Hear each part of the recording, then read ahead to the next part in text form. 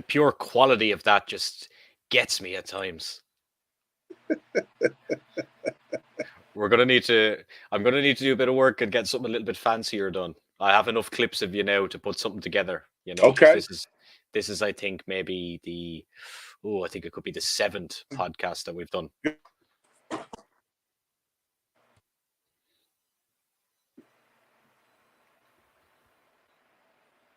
Can you hear me okay? Oh, no. Oh, I can hear you now. Yeah. Oh, okay, yeah. I said I think this must be maybe the 7th podcast that we've done now. Really? Well, yeah. Let's make it a hell of a one. Yeah. And just before we get started, prowrestlingtees.com/Mario Mancini for all your merchandise needs. And it's very great service with a quick shipping turnaround to Ireland and beyond. And I've got this t-shirt here, this lovely t-shirt during the week for a little bit of product placement. Wow. Looks great on you. Yeah. I wore this to work today, and I work like in a grocery store, and someone said to me, "Is that Freddie Mercury on your t-shirt?"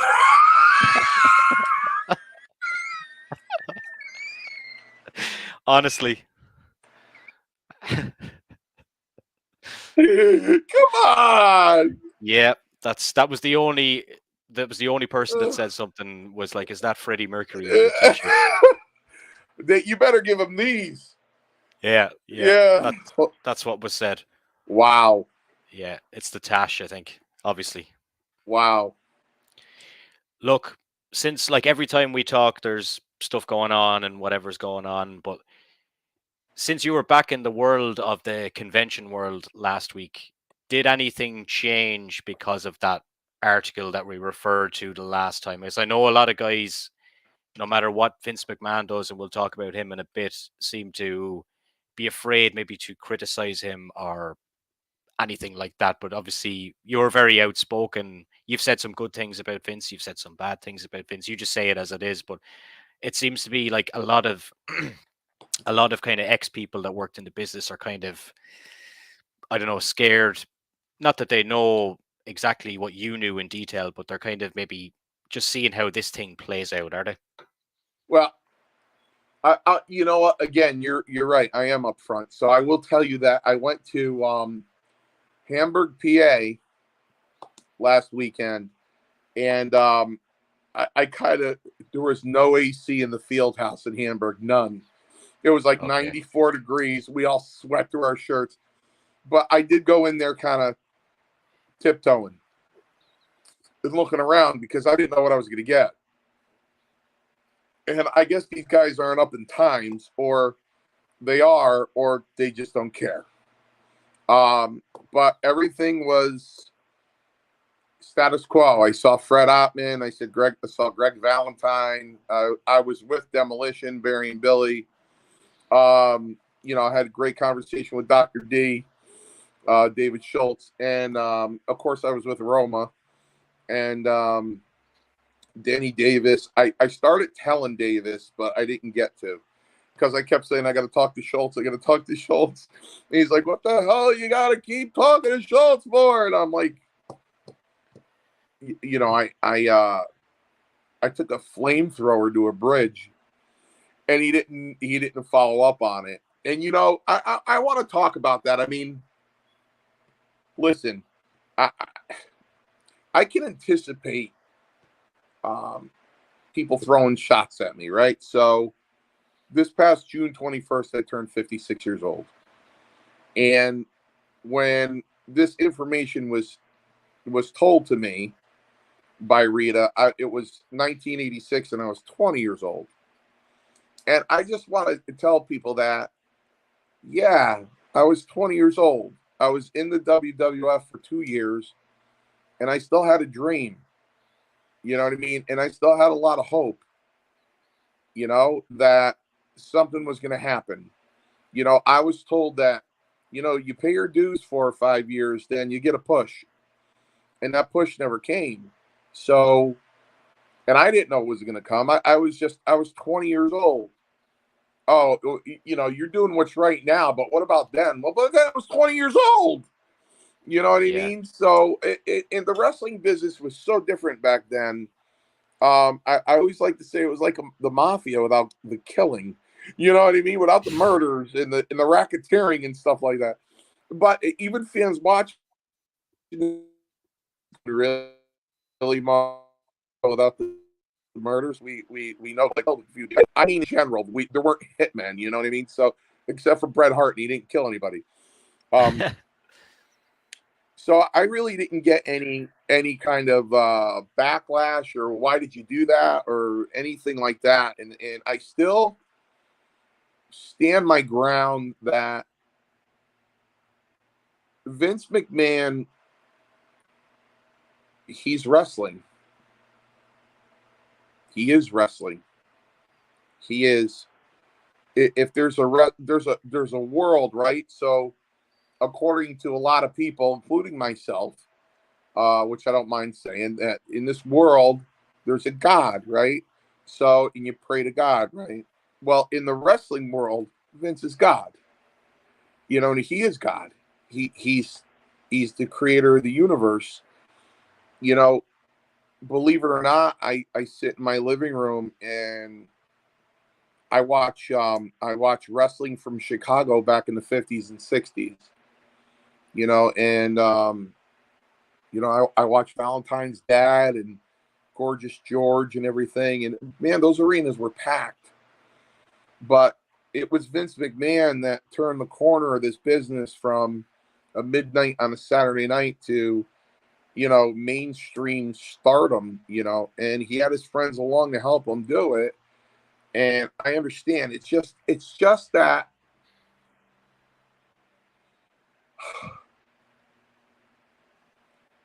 I'm in a profession that's that's regulated very strictly. And you know, when good old Kurt Olson came into class, and when Kurt Olson came into class and slammed that door, and legal ethics started, you know, what we like to call him Big Red because he was this big guy with red hair and red beard, right? And he came in and he said, when you're a lawyer 24/7. And you're right. He's right. I mean, I've made my mistakes. I'm saying it publicly and live that I've made my mistakes and I've paid dearly and severely for them. Trust me when I tell you, I've paid severely for my mistakes. You know, so you don't get to be in the profession of law and be able to not maintain that moral standard, um, that moral character, and practice law. Because if you behave outside that moral character or make decisions outside that moral character, you're going to pay. So it's so hard for me because you know he he allowed me to stay there for 8 years. You Yeah. know, I always say, Maurice, right? You know, nobody in Cincinnati looked at their buddy and said, Mario Mancini's coming to the arena on Friday. You got the tent. We got to sleep out Thursday night to get tent. Nobody ever said that. Yeah. No one. So I always say that, right? So the operative word is allowed. He allowed me, the little peon nothing that I was in the business, to stay there for almost 8 years. And I am appreciative of that. And he put me in his WWE encyclopedia, although they didn't say nice things about me in there. They said something nice about everybody else, regardless who they were. But me, I'm the only guy in the encyclopedia they took a nice, sharp shot at for some reason. What does it say? Well, it said, in order to be successful in professional wrestling, one must possess athletic ability and charisma. Now, when Joe Bruin called me in 2013 to be in his to attend the Fan Fest for the New England Pro Wrestling Hall of Fame. I didn't know him from Adam. I said, no, thanks. He goes, you ever do an autograph show before? I go, no, never. Because, wow, people really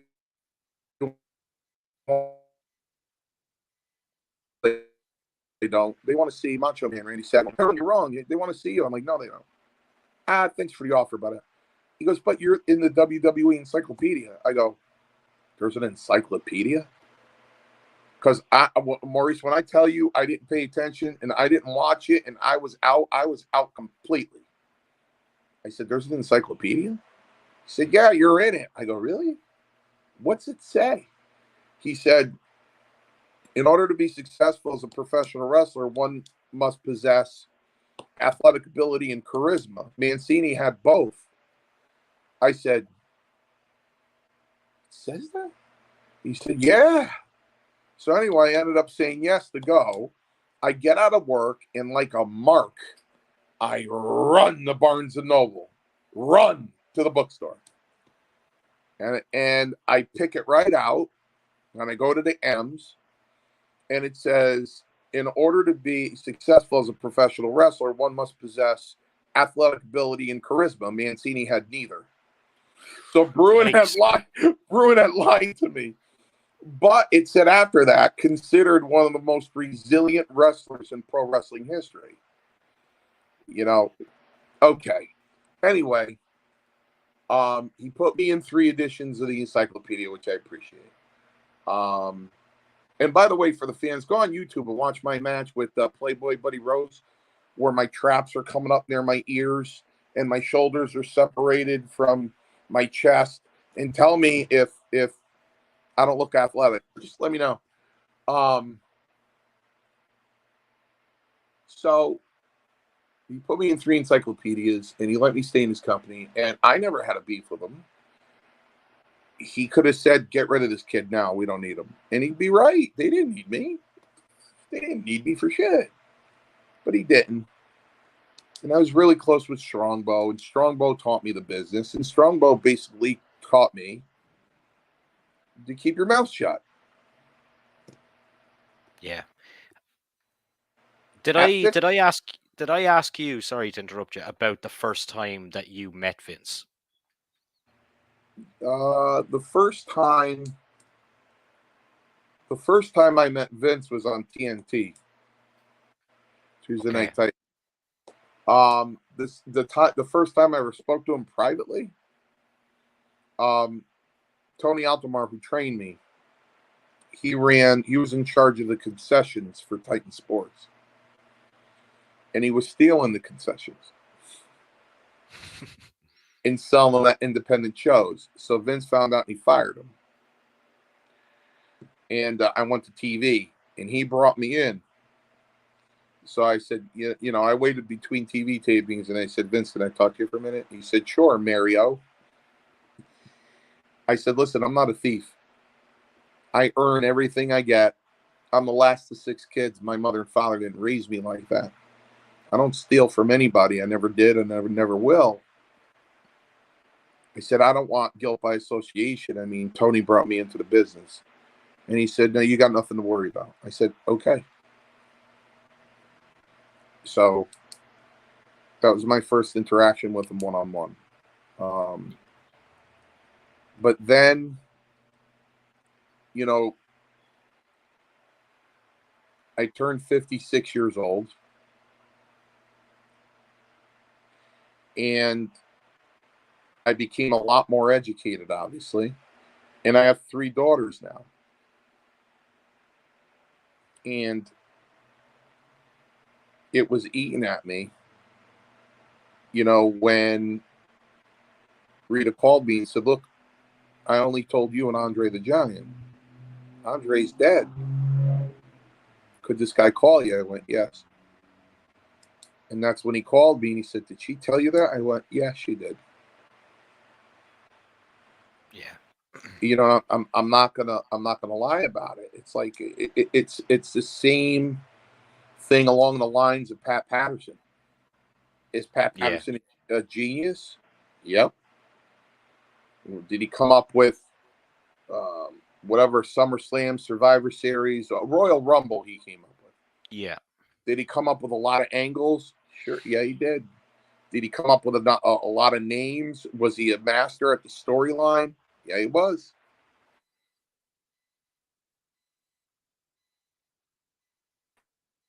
Much as talented as you are, and for all the good that you did, well, you don't get to sexually harass anyone. You know, Harvey Weinstein probably made a lot of people's careers, a lot of them. That doesn't mean he's got an open door to sexually abuse anybody. You know, if you're going to do something, do it because the person has talent, or you know, you like their personality, you think they're going to be successful. Shake their hand and say good luck. I run a wrestling school. I have females. There's no games. When the female joins the wrestling school, I said, you will be treated as a wrestler, not by your gender, except for body slams.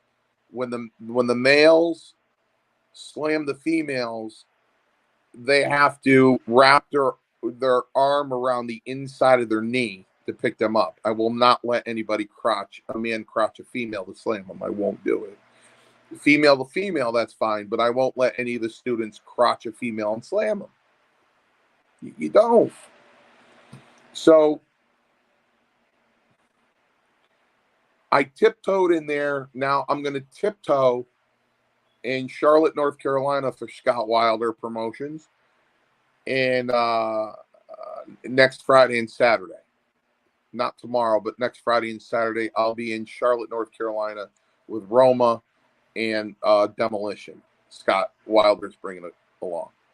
I'm very close to Demolition, to Barry and Billy. They haven't said anything to me. But, you know, wrestling as a whole, back then, it was rough stuff. Mm-hmm. It was rough stuff. I seen on a podcast I sent you there a couple of weeks back, there was a well-known WWE guy on there, and he's doing some great things on that podcast. And his co-host asked him, "Oh, will we get Mancini on?" And he was like, "Yeah, yeah." And then the guy was like, "Oh, I don't know if we can get him on. You know, he could say anything." Well, you know, I think at this point I'm most famous for this podcast. But wrestling as a whole, you know, when you think about it, it reminded me a lot. My stomach was turning when I went to go see Elvis and Colonel Tom Parker. Well, Colonel Tom Parker came from the carnival. I said, oh boy. And he was called the Snowman. That's because he worked everybody. He knew how to manipulate and work people. Pro wrestling was invented in a carnival in the late 1800s. So that carnival followed, and it was still largely in existence in the 80s. Yeah. And, you know, I had to learn Pig Latin and, you know, the art of kayfabe and all this other stuff. And it really, it is what it is. You know what I mean? It got, like, I always, you know, I was joking with Roma because there's a big continental breakfast laid out, you know, in the morning at the hotel. And I just started laughing. He goes, right. Because when the boys would come down, everything would be gone. Yeah. And then all of a sudden you'd see somebody eating a muffin at like 7:30 in the dressing room. They just packed their bag. Like a bunch of old Italian women at a Venetian table at an Italian wedding with napkins, stuffing all the pastries in their pocketbooks, you know? So I could say that I'm 100% Italian, don't. Yeah. So, Do you believe, Mario? Do you believe that Vince is totally out of this business at oh all? no, no, no.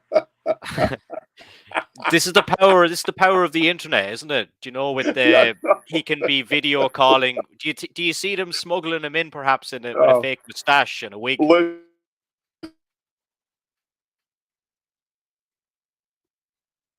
you guys are gonna love this. Are you ready? Yep. Vince McMahon. Vince McMahon will have nothing to do with the WWE after they take it from his cold, dead hands. Listen, am I accusing anybody of anything? But I think we need to think reasonably here. If Stephanie's taken over, you know, it's kind of like a manager thrown out of a Major League Baseball game, and he's in the hallway of the dugout around the corner, and the coach that took over as manager happens to be standing, and the manager's still watching the game, and he's barking out what the acting manager should do because he got kicked out. You think that manager is back in the clubhouse eating potato chips, watching it on TV? He's still in that hallway calling it out. It's like when Pat Patterson and Terry Garvin and Mel Phillips went down, remember? And Yeah. Pat Patterson resigned as vice president of the WWE, and he was no brother. He was running that stuff out of San Francisco. He was still the guy. And if you remember, if anybody remembers, he slowly crawled back. Yeah. He was back on telly with Gerald Briscoe. Yeah, he slowly crawled back because he never lost his position. Now, wait a minute, Mario. You saying that Vince is good? No, Vince might resign and say he retired. But let's face it, if you're his daughter and his daughter is playing baseball, she's got Babe Ruth sitting on the couch. She's not going to ask him what she should do. Yeah. Can you imagine next year's WrestleMania? You're telling me that that man is not going to be there. He's not going to miss a WrestleMania, for example. Well, I don't know. I don't know if he would be there. Um, Not on screen. But do you, actually on WrestleMania, I've got an interesting thing I was thinking about this week. Do you think back in April he knew this was coming?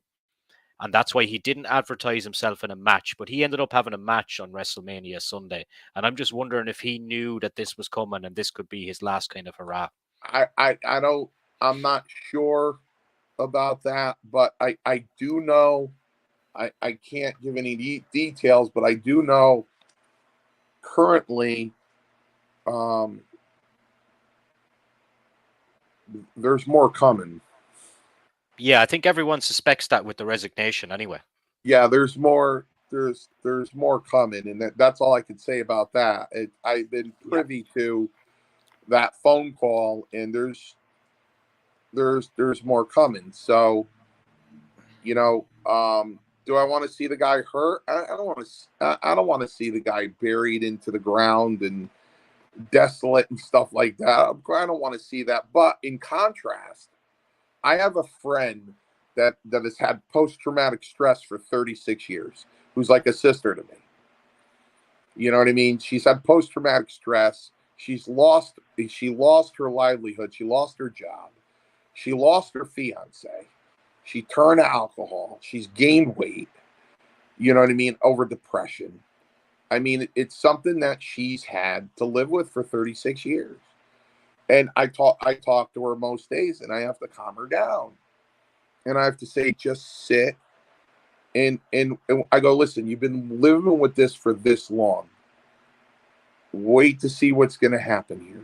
You know what I mean? Because that law doesn't come into effect until November, the look back law. I don't know if you're familiar with the New York look back law. So, starting November 2022 to November 2023, you have a 1 year window. It doesn't matter when the crime was committed. It could have been committed in the 60s. You could say, yeah, this happened to me back in 1969, and you have a viable case under that look back law. Yeah. So, I feel horrible for Rita. I feel really bad for her, and um, do I feel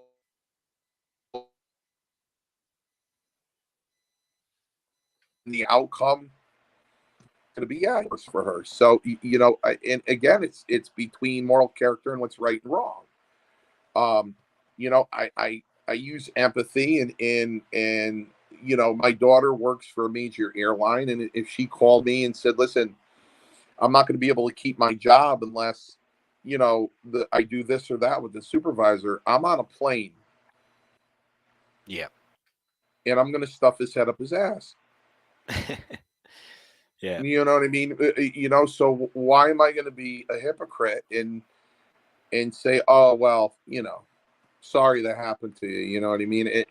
And I was there that day, and when she told me, she's just a wreck. So, I don't know how everything's going to pan out. I know there's more coming.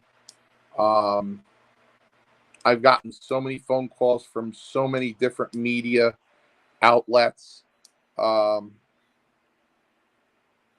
I just, I really don't like talking to a lot of media outlets about it. And I think this is the only podcast really I speak about it. So, I did another podcast as a favor, and that was just a lot of joking around.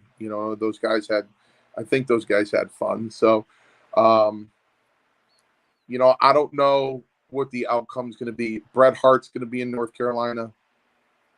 I don't know if he's going to say something to me. He's on record. Yeah.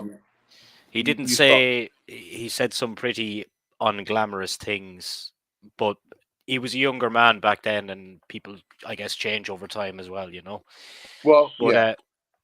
just on Rita's appearance on the show a couple of weeks back, she mentioned that story about Pat Patterson telling female wrestlers to break her legs, and he was basically pissed off because she was a woman coming into male dominated business and all that kind of thing. Did you ever see that side of Pat when you were there, or what kind of side did you see? No, That you can say, of course. I've seen Pat lose his temper before, of course.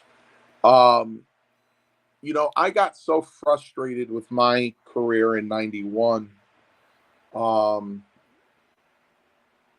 Maybe 90, 91. I had a one-on-one with Pat, and he gave me the same line that all the other agents gave me. It was, "I like you, the office likes you, just be patient. I like you, the office likes you, just be patient." So Pat looked at me and said, "I like you, the office likes you, just be patient." And he wants to walk away, and I go, "What's the matter? My ass isn't good enough for you." Oh, Jesus.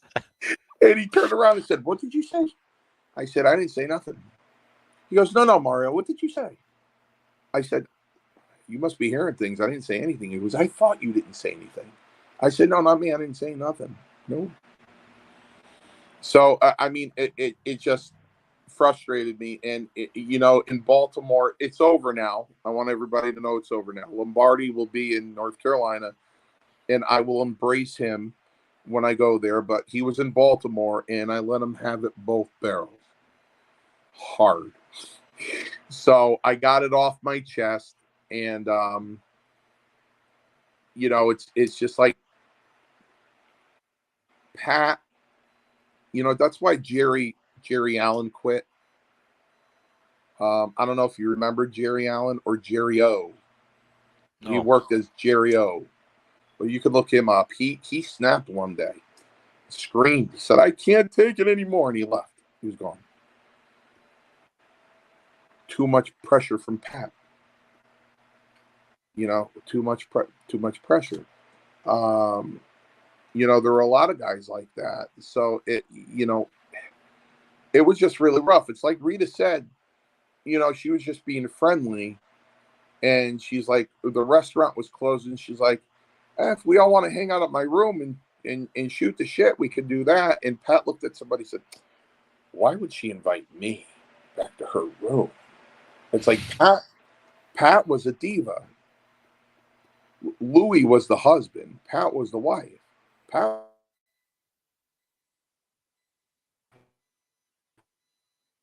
so he wasn't flamboyant, but he was what he was. You know what I mean? Roma used to joke around with me because when you're Paul Roma and you look like that, God bless him. God bless him. He worked hard to look like that. He put a lot of time into his body. You got an automatic ticket because nobody looks like you, man. You're Greek god. But he used to joke around with me, put his arm around me, and go, you just got to lay back on the bed a little bit. Just you don't have to do anything. They just want to play with it for a while. I said, Roma, I'll keep doing jobs. Get away from me. Jesus Yeah, Christ. get away from me. I'll keep doing jobs. So it's like this is public knowledge. Yeah. Nothing that I'm saying should make anybody go, oh my God, because it's public knowledge. That's the way it was. And, there was 3 ways you can get into the business.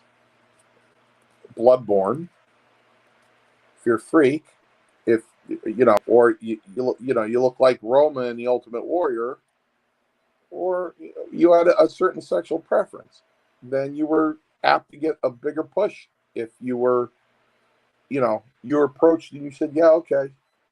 You at the very least, you were booked every day. I wasn't any of those 3. And, I still remain that, I marked out a little bit to Billy Eadie, and he's the best technical wrestler I've ever seen in my life. If you watch his matches as a mass superstar, and especially against Backlund, you'll see stuff that it just makes you go, whoa, that guy can work. He can wrestle. He can wrestle. I always said if you looked up in the dictionary a professional wrestler, Greg Valentine's face should be right there. You have in that business, and that's what keeps me sane, and that's what keeps happy memories to me, and proud to be where I was, because you had guys like Neidhart, who was a legitimate athlete in the NFL. You had Bret Hart, that comes from a huge wrestling family, and it's just in his blood. You had Greg Valentine, whose father was Johnny Valentine. You had Paul Ordendorff, who was in the NFL. You had Don Morocco. You had legitimate wrestlers, and like I told Bill Eadie, I said, when you broke in and when I broke in wrestling, we broke into the wrestling business. That's what I wanted to do. I wanted to break into the wrestling business, not the entertainment business. I wasn't much into that. I was into the wrestling. I wanted to wrestle, technical wrestling. I wanted to be a wrestler.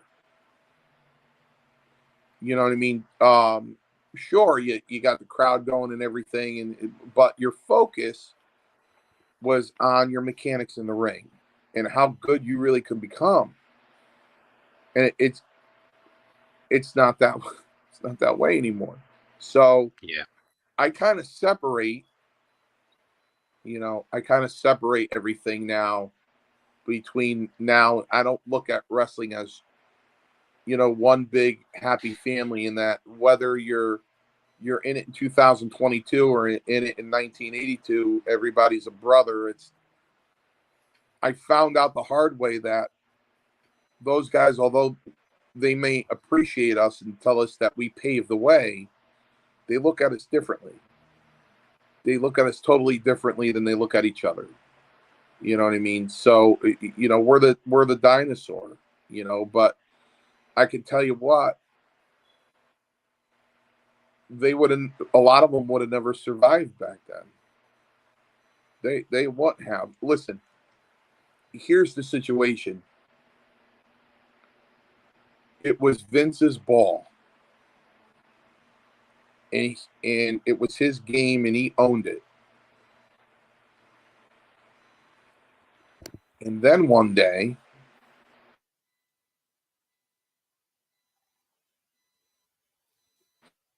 make it a public company, a big business, a corporation, big kind of thing. And when you do that, you're susceptible to exposure. You're susceptible to exposure. When I was in it, this thing wasn't being traded publicly. This thing, there were no stocks. There was nothing like that. It was just Vince. You know what I mean? And it was closed shop. Yeah. You know, I was on the phone with Scott Wilder not too long ago, and I said, people don't realize how tiny it really was back in '84 when I broke in.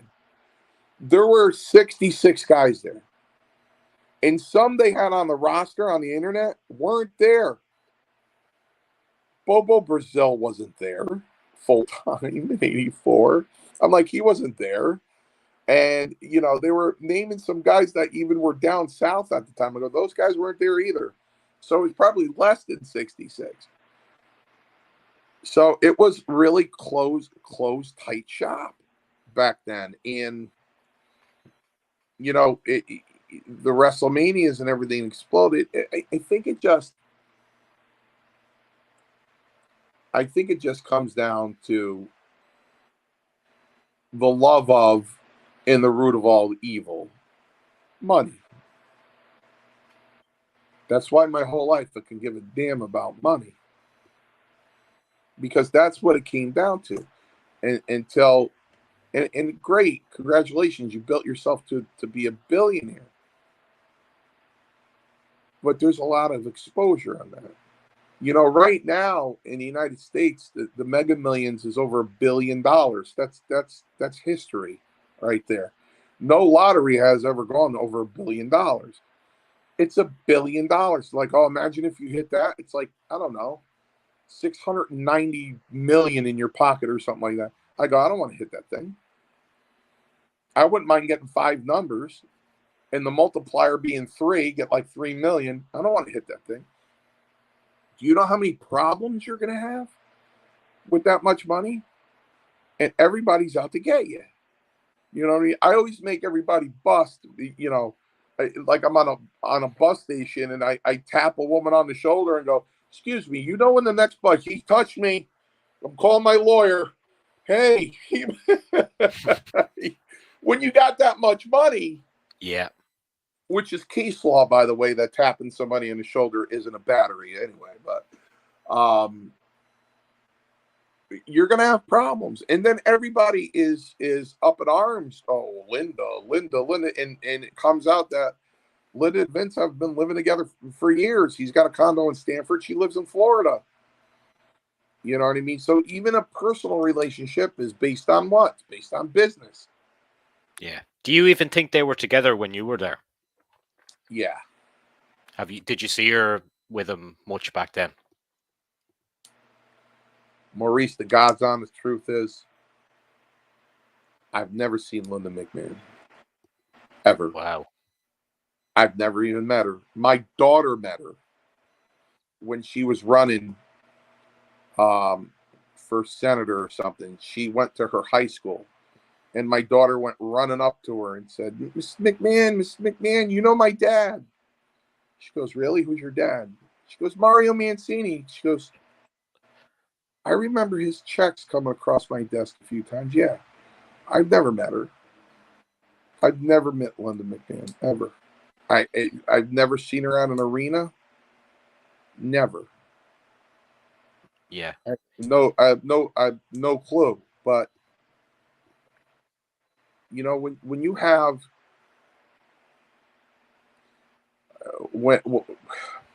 imagine the power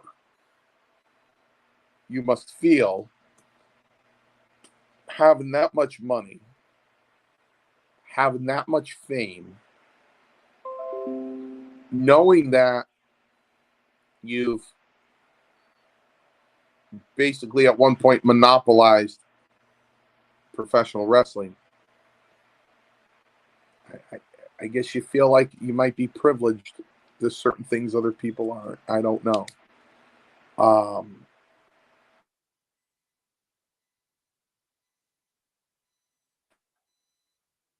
I thank God for AEW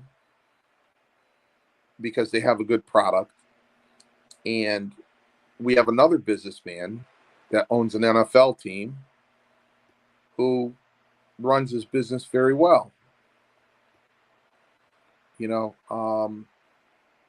and to my knowledge, there's no kind of debauchery there. You know what I mean? Listen, I wasn't a saint when I was a pro wrestler. Imagine an 18-year-old kid, 6 weeks after you turn 18, you're in the WWF.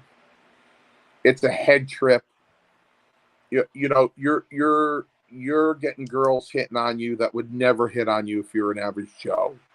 You know, you're loving the attention, but it's okay if it's consensual. You know what I mean? If it's consensual.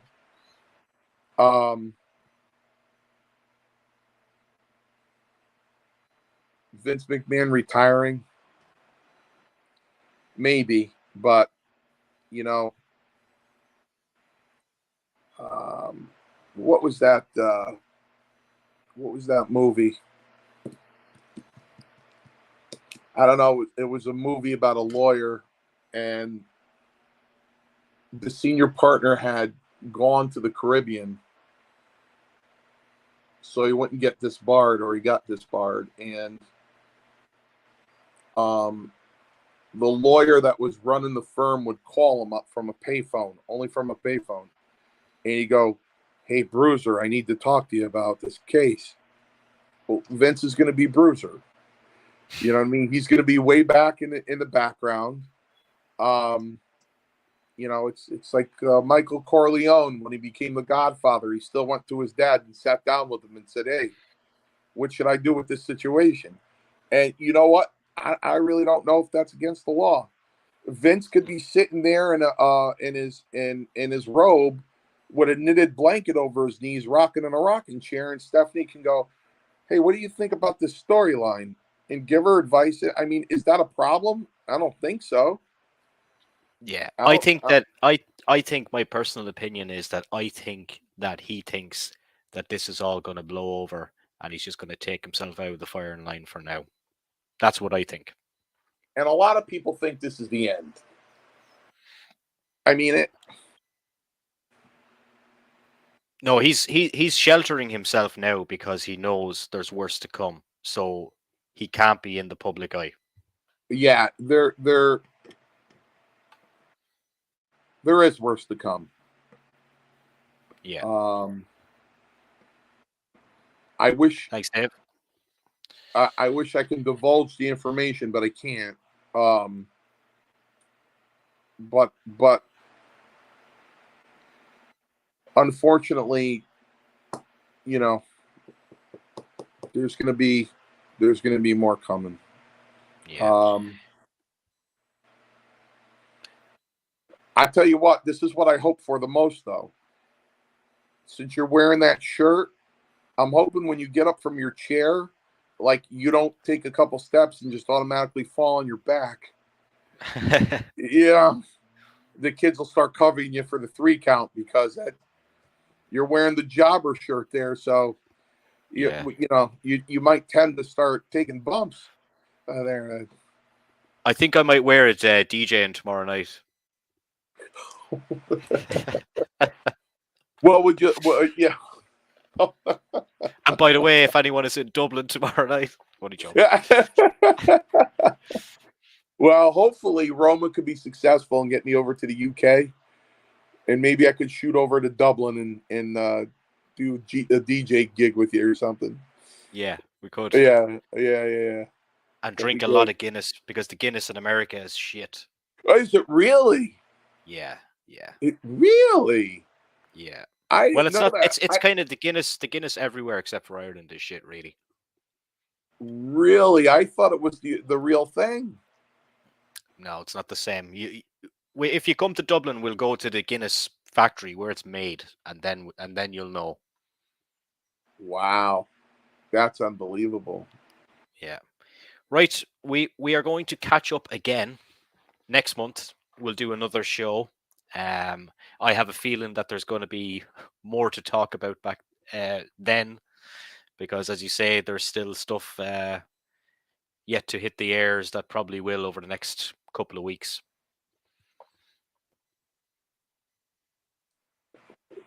Yeah, I'm. Listen, I was surprised it wasn't out yet. I don't know what they're waiting for, but that's none of my business. But yeah, yeah. I mean, eh.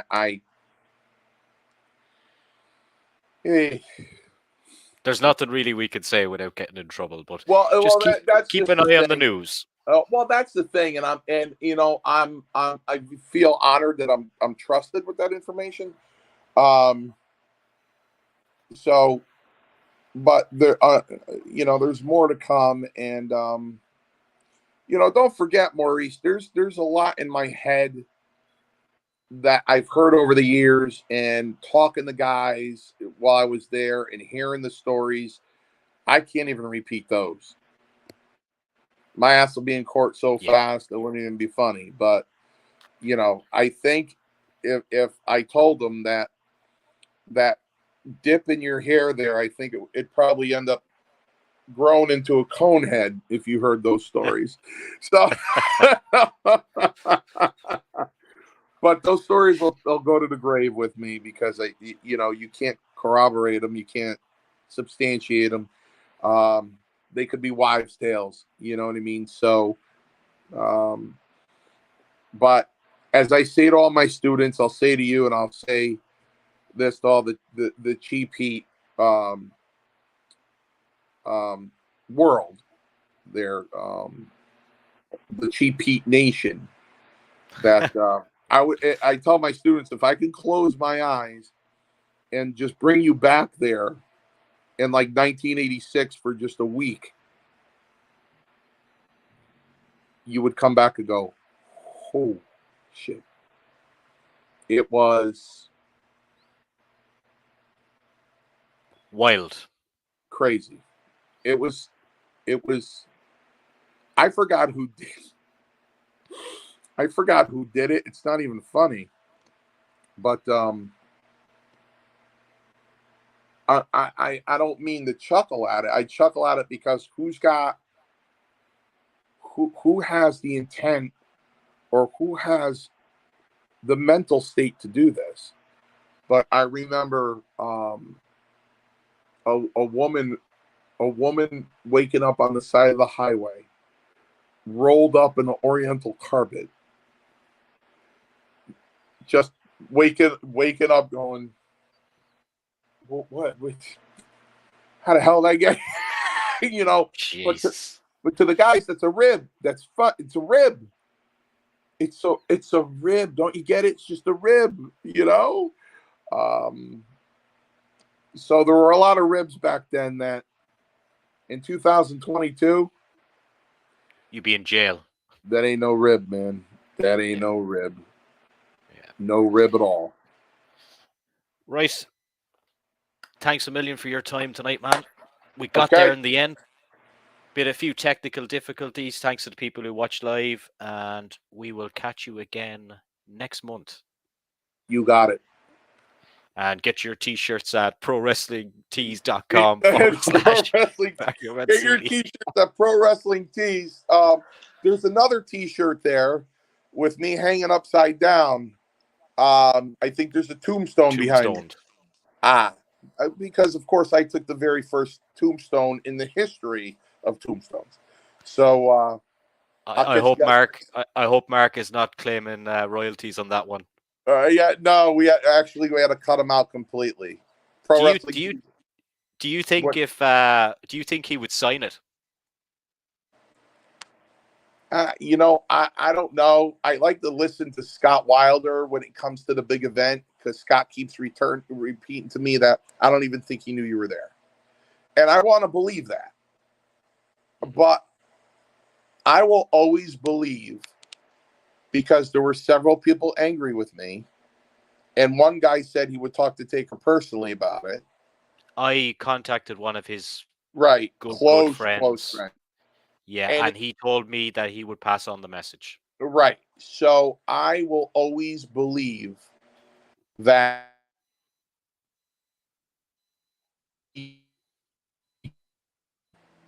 I did a squash match. Enhancement talent, I'll always think that was for me. I'll always think that was a shot to me, because the message to him was I was upset. And he did that right after a long speech about respect. If you watch that speech again, he did that after a very long speech about respect. And then he went squash match. Oh, enhancement talent. Well, you know what? That doesn't mean we didn't have dreams. That doesn't mean we didn't want what you had. You know what I mean? It's like, it kills me every time I watch these documentaries. Like, from when I can remember, all I wanted to be when I was a kid was a pro wrestler. Yeah, me too. Yeah. You know what I mean? You're not telling any different story than what I had. You know what I mean? I had a dream too.